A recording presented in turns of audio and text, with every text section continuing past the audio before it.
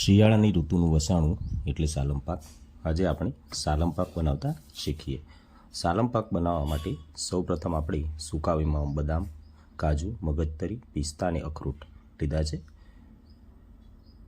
જેનું પ્રમાણ આપણે 50 ગ્રામ લેખે તમામનું લીધેલ છે. સૂકા મેવા તમામ આપણે સપ્રમાણ લેવાના છે. સૂકા મેવા દરેક 50-50 ગ્રામ આપણે લીધા છે. મગજતરીના બી આપણે 100 ગ્રામ લઈ શકીએ. હવે એની સાથે આપણે મોળો માવો 500 ગ્રામ. સાલમ પાકમાં જેટલો માવો હોય એટલું જ આપણે ઘી ઉમેરવું પડે, એટલે ઘી પણ આપણે દેશી ઘી ચોખ્ખું લીધું છે 500 ગ્રામ.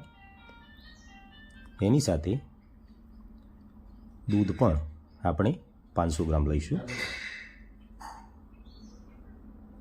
માવો આપણે મોળો લીધું છે એટલે એમાં ઉમેરવા માટે ખાંડ 500 ગ્રામ લઈશું. આમાં કોઈ ચાસણી વગેરે કરવાની નથી, આપણે રીતમાં જોઈશું. સૌપ્રથમ આપણે જે મસાલા લીધા છે 15 ગ્રામ કમરકાકડી પાવડર, 15 ગ્રામ ગંઠોડા, 15 ગ્રામ સૂંઠ, 15 ગ્રામ ગોખરું, આ 15 ગ્રામના પ્રમાણમાં છે. સાથે ખસખસ 10 ગ્રામ, સફેદ મરી 10 ગ્રામ, કાળા મરી 10 ગ્રામ, કાળી મુસરી 10 ગ્રામ અને સફેદ મુસળી 10 ગ્રામ લીધી છે. આ પ્રમાણ એક ચોક્કસ જાળવવું. સાથે 5 ગ્રામ પંજાસાલમ, 5 ગ્રામ પીપળ, 5 ગ્રામ જાયફળ અને 5 ગ્રામ જાવિત્રી લીધી છે. આ તમામને આપણે દળી અને પાવડર કરી લઈશું. સાથે 100 ગ્રામ ખજૂર, 100 ગ્રામ ખારીક અને 100 ગ્રામ આપણે અંજીર લીધા છે. તમામ સૂકા મેવાને આપણે સૌપ્રથમ દરદરા પીસી લેશું અને મસાલા પણ આપણે પીસી લેશું. દરેક બહુ ભૂકું ન કરવું. હવે આપણે કઢાઈમાં 400 ગ્રામ જેવું ઘી લઈ અને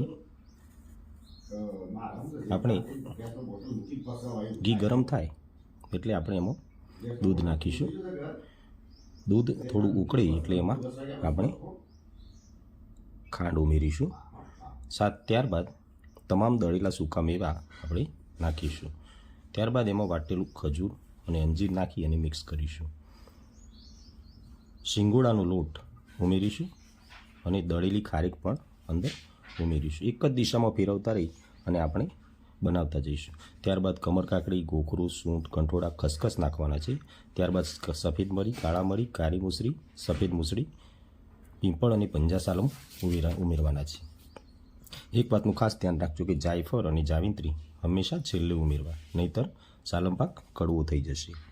સાલમ પાક પાકીને તૈયાર થઈ જાય અને આ રીતનો રંગ પકડે એટલે એને થાળમાં કાઢી અને ઠરવા દેશું.